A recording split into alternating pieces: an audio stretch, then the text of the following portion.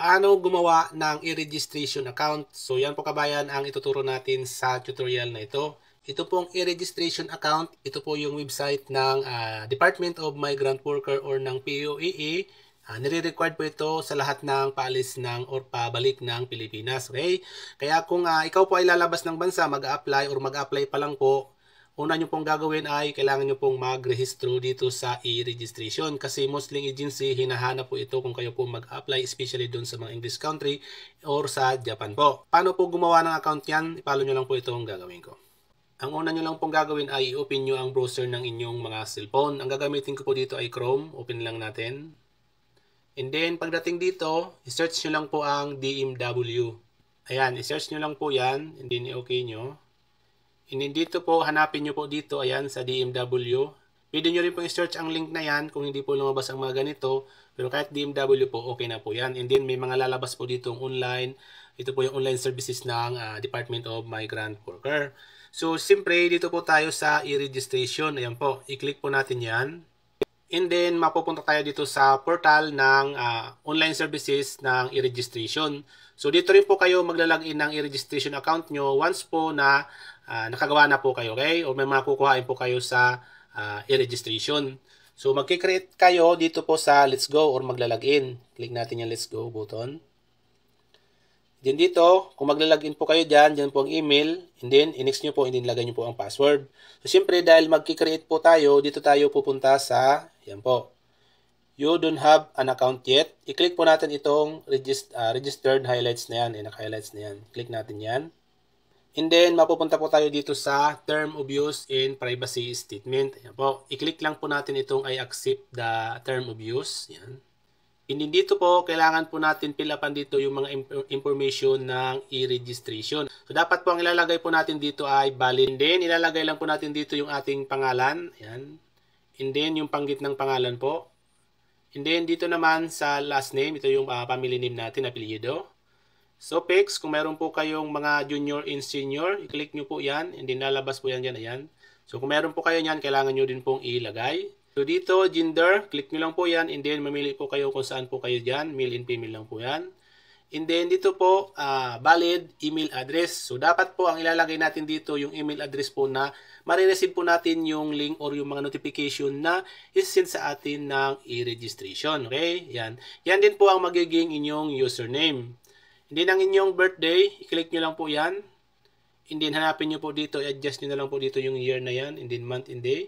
So once po na nalagay nyo na yung mga information dito, make sure lang po yung mga ilalagay nyong information dito ay kung ano po yung passport na gagamitin nyo, dapat po, yun din po ang ilalagay nyo dito. Okay? Kung halimbawa kung mali doon sa passport nyo, huwag nyo po ilagay dito. Dapat ang susundin nyo pong information ay yung nasa inyong passport.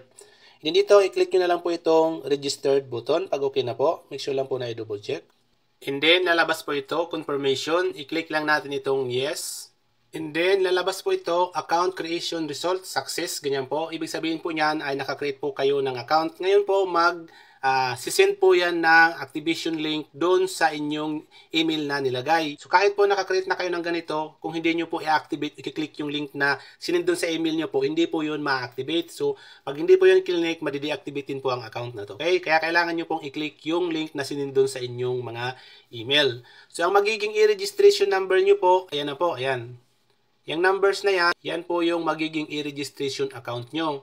And then, puntahan nyo po doon sa email.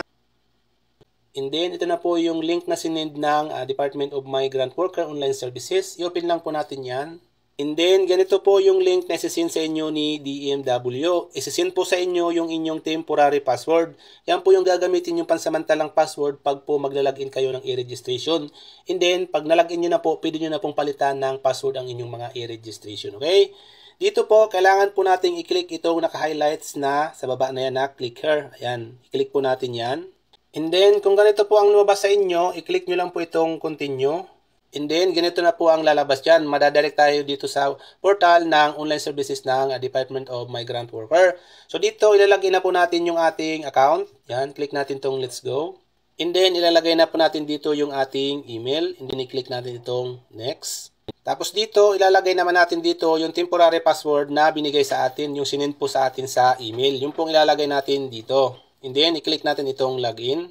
And then, ganito na po yung lalabas niyan. Ayan. So, dito po, kailangan na po natin mag-create ng password kasi yung binigay po sa atin ay temporary lang po yun.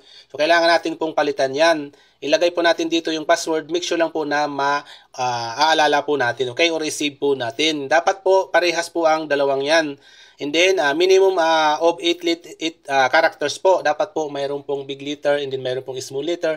And then, lagyan nyo po ng number. Halimbawa po, ang ilagay nyo ay ganyan, ayan.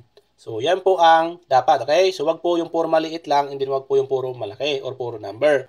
Then, pag nilagay nyo na po yan, dapat po parehas yung password and confirm password. And then, i-click mo na po itong change password button. And then, mapupunta na po tayo dito. So, kung kayo po mayroong Pag-ibig online account or Pag-ibig ID, kailangan nyo po yan ditong i-input. Ayan. Dito, pwede nyo naman pong letter nyo na lang po ilagay. I-click nyo po yung close button na yan. Ayan. And then, mapupunta na po tayo dito sa ating profile. So, dito, pwede na po tayo ditong mag-attach ng ating profile picture. Pwede po natin ilagay dito yung ating passport. And then, yung mga education na yung button na yan, yan. Pwede po natin yan i-edit kung maglalagay po tayo ng mga resume, document, experience, education, profile, or dashboard po. Ito yung magiging dashboard nyo. So, dito, pag kukuha kayo ng mga katulad ng kontrata, ayan, contract nyo, pwede nyo pong kuhain, direct hire application, OEC, ito po, may welfare po. Yan. Pwede nyo pong kuhain yan dito sa e-registration account nyo. So, ganun lang po kabayan ang gawin nyo kung paano po makakreate or makagawa ng e-registration account sa inyong mga cellphone. Sa laptop naman po or sa PC, parehas lang naman po yan. So, sana po nasundan nyo mga kabayan. Kung may katanungan po kayo, mag-comment lang po kayo sa comment section ng video na to at sasagutin po natin yan sa abutan nating makakaya. So, hanggang sa muli, much love, God bless.